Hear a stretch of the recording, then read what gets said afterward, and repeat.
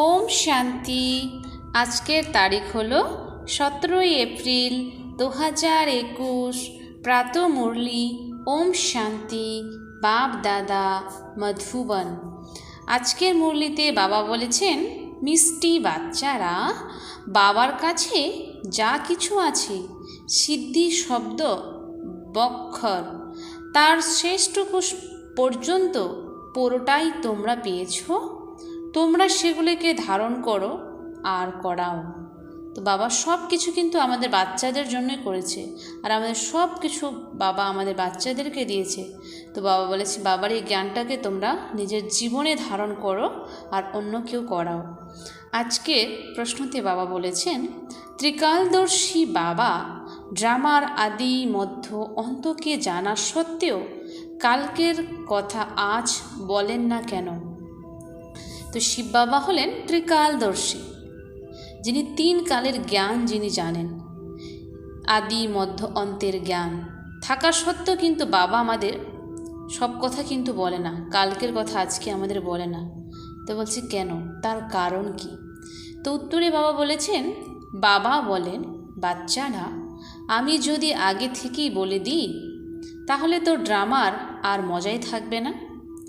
ল এটা বলে না, সব কিছু জেনেও আমি ড্রামার অধীন, আগেই বলে দিতে পারি না। সেজন্য কি হবে তোমরা তার বিষয়ে চিন্তা করো না, চিন্তা করা ছেড়ে দাও। তো বাবা বলেন, যেরকম যে কোনো নাটকের যদি আমরা আগেই সব কিছু জেনে নিই যে এরপরে কী হবে, এরপরে কী হবে, তবে সেই নাটকে কিন্তু কোনো ইন্টারেস্ট থাকে না আমাদের। তার জন্য বাবাও কিন্তু আমাদের ড্রামার সব কিছু জানার সত্ত্বেও বাবা আমাদের বলে দেয় না।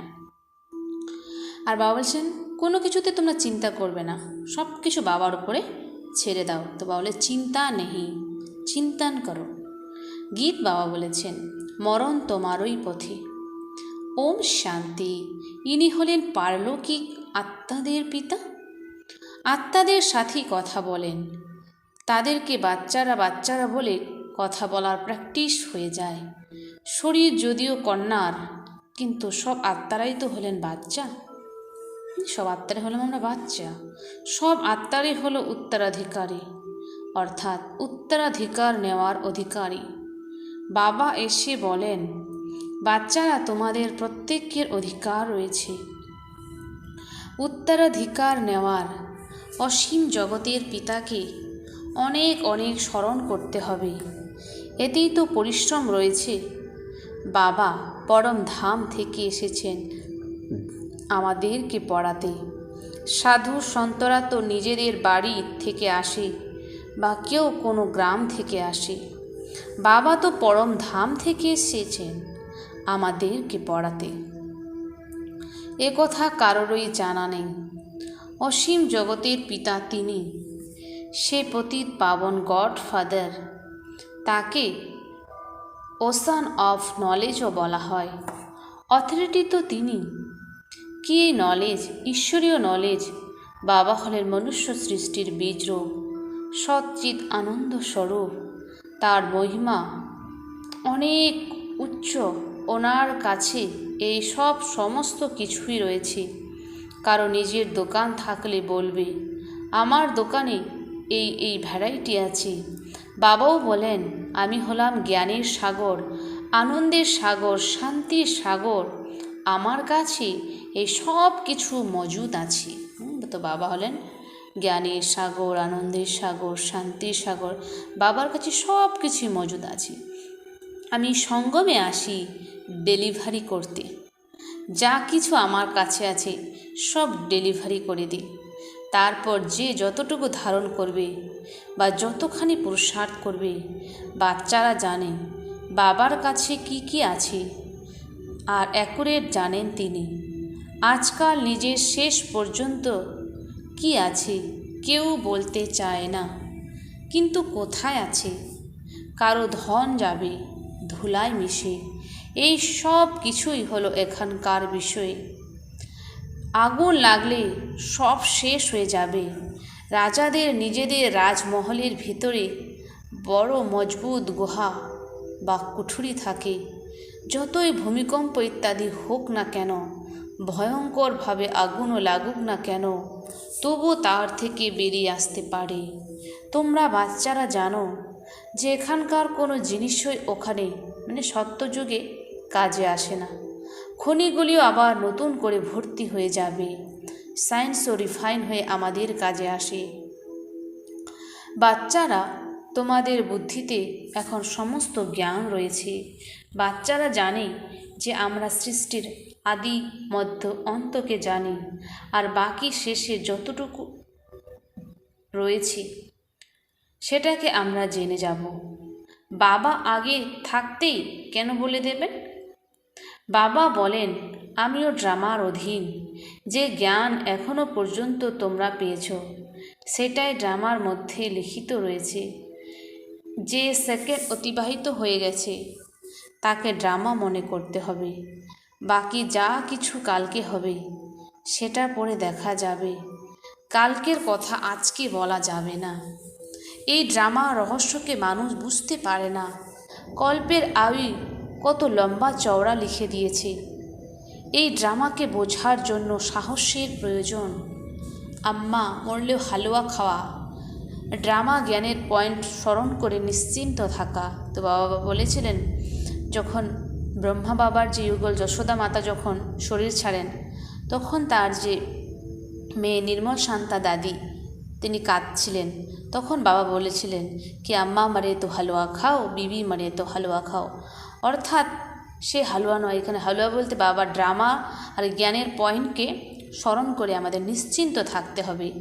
মনে করে এরপর তো মা অন্য কোথাও জন্ম নিয়েছে, আমরা তবে কাঁদবো কেন? সে আত্মা তো অন্য কোথাও জন্ম নিয়েছে, তাহলে তো কাঁদার কোনো দরকার নেই। বাবা তোমাদেরকে বুঝিয়েছেন।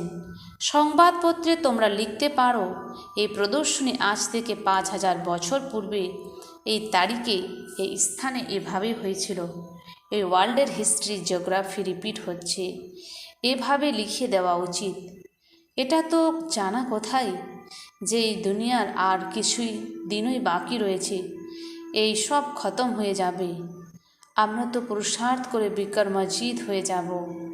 তারপর দাপর থেকে বিক্রম সম্বৎ শুরু হবে, অর্থাৎ বিকর্ম হওয়ার সম্বৎ। এই সময় তোমরা বিকর্মের উপরে বিজয় প্রাপ্ত করো, তবেই বিকর্মাজিত হয়ে যাও। পাপ কর্মকে শ্রীমতের দ্বারা জয় করে বিকর্মজিত হয়ে যাও। তোমরা ওখানে আত্মঅভিমানী হয়ে যাও, সত্যযুগে আমরা আত্মঅভিমানী হয়ে থাক। ওখানে দেহ অভিমান থাকে না, কলিযুগে দেহ অভিমান থাকে। সঙ্গম যুগে তোমরা দেহি অভিমানী হয়ে ওঠো। পরমপিতা পরমাত্মাকেও জানতে পারলাম, এটা হলো শুদ্ধ অভিমান। তোমরা ব্রাহ্মণরা হলে সবচেয়ে উচ্চ, তোমরা হলে সর্বোত্তম ব্রাহ্মণ কুলভূষণ। এ নলেজ কেবলমাত্র তোমরাই পাও, অন্য আর কেউ পায় না। তোমাদের কুল হলো সর্বোত্তম বলা হয়ে থাকে। অতীন্দ্র সুখ গোপী বল্লভদের বাচ্চাদের জিজ্ঞাসা করো, তো বলা হয় না কি অতীন্দ্র সুখ কি, তোমরা গোপীদের জিজ্ঞাসা করো। তোমরা এখন লটারি পেয়ে থাকো, কোনো জিনিস পেয়ে গেলে তার জন্য তেমন খুশি হয় না। যখন গরিব থেকে বড়লোক হয়ে যায় তখন খুব খুশি হয়। তোমরাও জানো যে আমরা যত পুরুষার্থ করব ততই বাবার থেকে রাজধানীর উত্তরাধিকার নেব। যে যত পুরুষার্থ করবে সে ততই পাবে। মুখ্য কথা হলো বাবা বলেন, বাচ্চারা তোমাদের মোস্ট বেলভেড বাবাকে স্মরণ করো। তিনি হলেন সকলের বেলভেড বাবা। তিনি এসে সকলকে সুখ শান্তি প্রদান করেন। এখন দেবী দেবতাদের রাজধানী স্থাপন হচ্ছে, সেখানে কিং কুইন হয় না, ওখানে বলা হবে মহারাজা মহারানী। যদি ভগবান ভগবতী বলো তবে তো যথা রাজা রানী তথা প্রজা, সবাই ভগবান ভগবতী হয়ে যাবে। সেই জন্য ভগবান ভগবতী বলা যাবে না। সূক্ষ্মলোকবাসী ব্রহ্মা বিষ্ণু শঙ্করকেও দেবতা বলা হয়। স্থূল লোক নিবাসীকেও দেবতাদেরকে আমরা ভগবান ভগবতী কিভাবে বলবো? উচ্চ থেকে উচ্চ হলো মূল লোক, তারপর হলো সূক্ষ্ম লোক, আর এটা হলো 3rd নম্বর। এই সব তোমাদের বুদ্ধিতে থাকা উচিত। আমরা আত্মাদের বাবা, সে বাবাই হলেন শিক্ষক, গুরু, তিনি স্বর্ণকার, ব্যারিস্টার, সবাইকে তিনি রাবণের জেল থেকে ছাড়ান। শিব বাবা কত বড় ব্যারিস্টার, তো এমন বাবাকে কেন ভুলে যাওয়া হয়? কেন তোমরা বলো যে বাবা আমরা ভুলে যাই? মায়ার অনেক ঝড় ঝাপটা আসে, বাবা বলেন এ তো হবেই, কিছু তো পরিশ্রম করতে হবে। তো বলছে বাবারই জ্ঞান মার্গে চলার সময় আমাদের জীবনে অনেক ঝড় ঝাপটা আসে, মায়া আসে। তো বাবা বলে এগুলো তো আসবেই, তার জন্য আমাদের পরিশ্রম করতে হবে, পুরুষার্থ করতে হবে। এ হলো মায়ার সাথে লড়াই। এ তোমাদের অর্থাৎ পাণ্ডবদের কোনো কৌরবদের সাথে যুদ্ধ নয়। পাণ্ডব কি করে যুদ্ধ করবে? তবে তো হিংস্র হয়ে যাবে। যে কুরুক্ষেত্রের যুদ্ধ যে দেখায়, সেখানে কি পাণ্ডবদের যদি সে যুদ্ধ করে তাহলে তো সেটা হিংস্র হয়ে যাবে। বাবা কখনোই হিংসা শেখান না, কিছুই বুঝতে পারে না। বাস্তবে আমাদের তো কোনো যুদ্ধ বিগ্রহই নেই। বাবা কেবল যুক্তি বলে দেন যে আমাকে স্মরণ করো, মায়ার আঘাত লাগবে না। এর ওপরও এটা কাহিনী ছিল। প্রশ্ন ছিল আগে সুখ চাই না দুঃখ? তাতে বলল সুখ, দুঃখ তো হতে পারে না সত্যযুগে। তোমরা জানো এই সময় সব সীতারা রাবণের শোক বাটিকায় রয়েছে। এই সমগ্র দুনিয়া হলো সাগরের মাঝে বড় লঙ্কা। এখন সবাই জেলে পড়ে রয়েছে। সকলের সদ্গতি করার জন্য বাবা এসেছেন। সবাই শোক বাটিকাতে রয়েছে। স্বর্গে রয়েছে সুখ, নরকে হলো দুঃখ। একে শোক বাটিকা বলা হবে। ওটা হলো অশোক স্বর্গ। অনেক বড় প্রভেদ। বাচ্চারা তোমাদের অনেক অনেক প্রচেষ্টা করে বাবাকে স্মরণ করা উচিত, তবে খুশির ঊর্ধ্বমুখী হবে। বাবার রায় মেনে না চললে তবে তো সতীন পুত্র বলা হবে। তো যে বাবার রায় পালন করবে তাকে কি বলে? বাবা সুপুত্র। যারা পালন করবেন তাদেরকে বলে বাবা সতীন পুত্র। তাহলে প্রজাতে চলে যাবে। সহজাত হলে তবে তো রাজধানীতে চলে আসবে। রাজধানীতে আসতেও যদি চাও তবে শ্রীমত অনুসারে চলতে হবে। কৃষ্ণের মত প্রাপ্ত হয় না। মত হলো দুটি। এখন তোমরা শ্রীমত প্রাপ্ত করো, তারপর সত্যযুগে তার ফল তোমরা ভোগ করো। তারপর দাপরে রাবণের মত প্রাপ্ত হয়। সবাই রাবণের মতে অসুর হয়ে যায়। তোমাদের প্রাপ্ত হয় ঈশ্বরীয় মত। মত প্রদানকারী হলেন এক বাবাই, তিনি হলেন ঈশ্বর। তোমরা ঈশ্বরীয় মতে কত পবিত্র হয়ে যাও। প্রথম পাপ হলো বিষয় সাগরে হাবুডুবু খাওয়া। দেবতারা বিষয় সাগরে হাবুডুবু খাবে না। প্রশ্ন উঠবে, তাহলে ওখানে কি সন্তান আদি হয় না? সন্তান আদি হবে না কেন?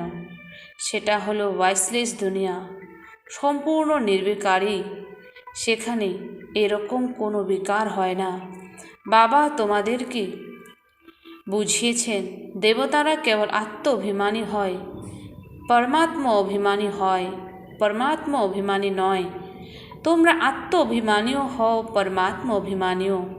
আগে দুটোই ছিলে না।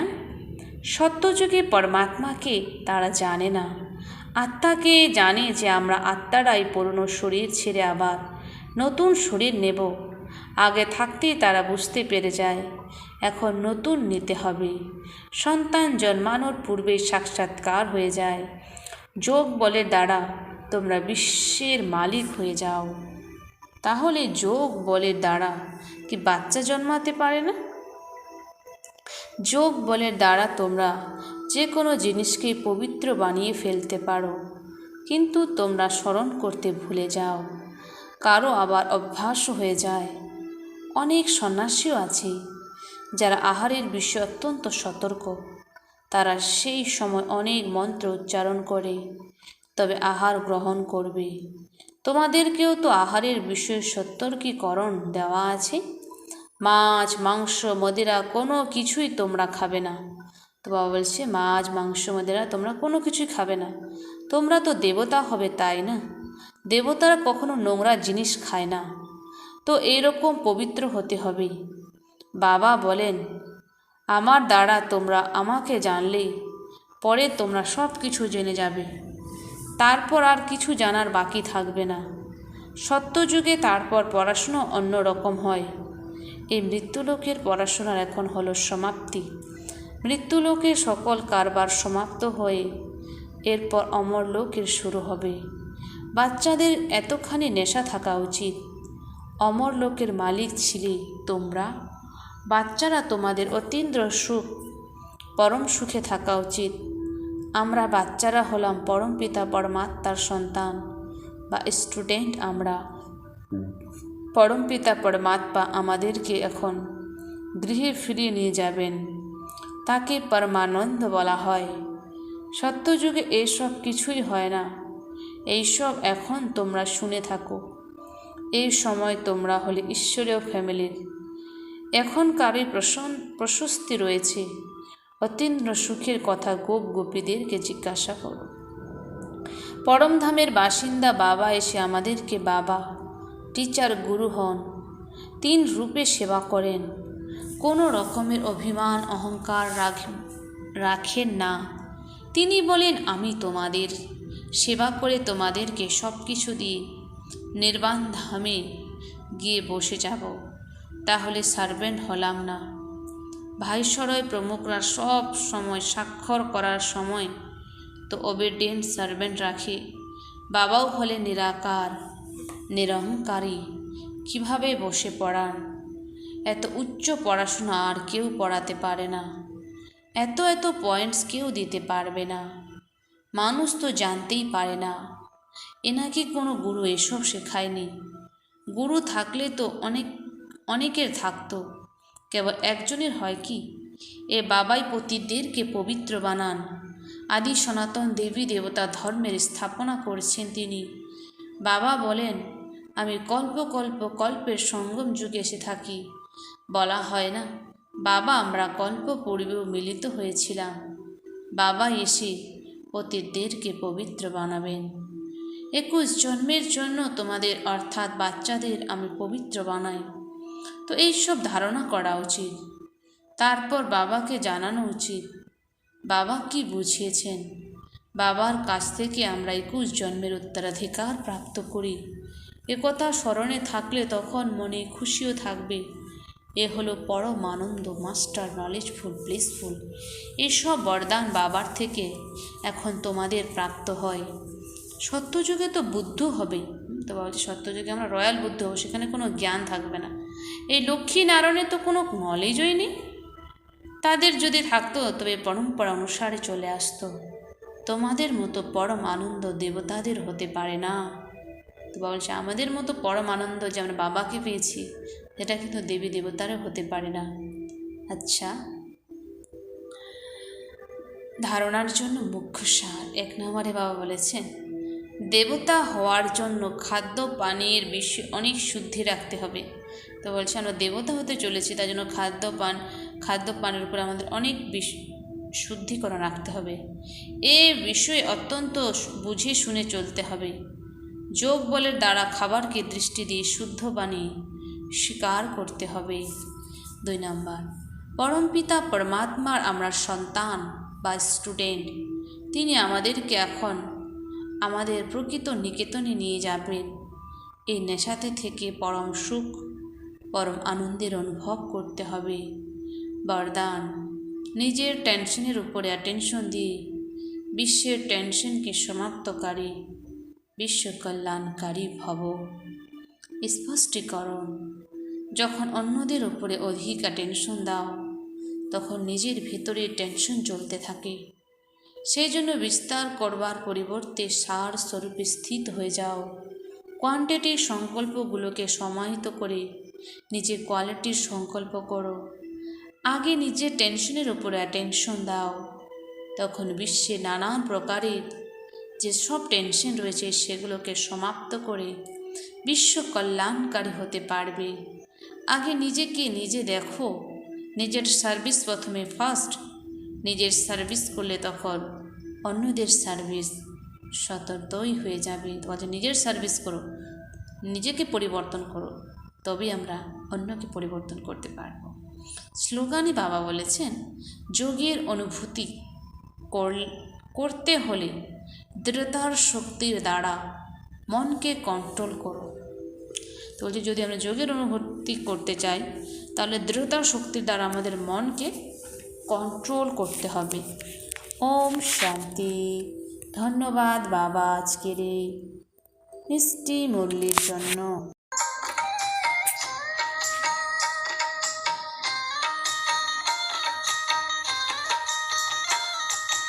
अदृश्य है फूल चक्षु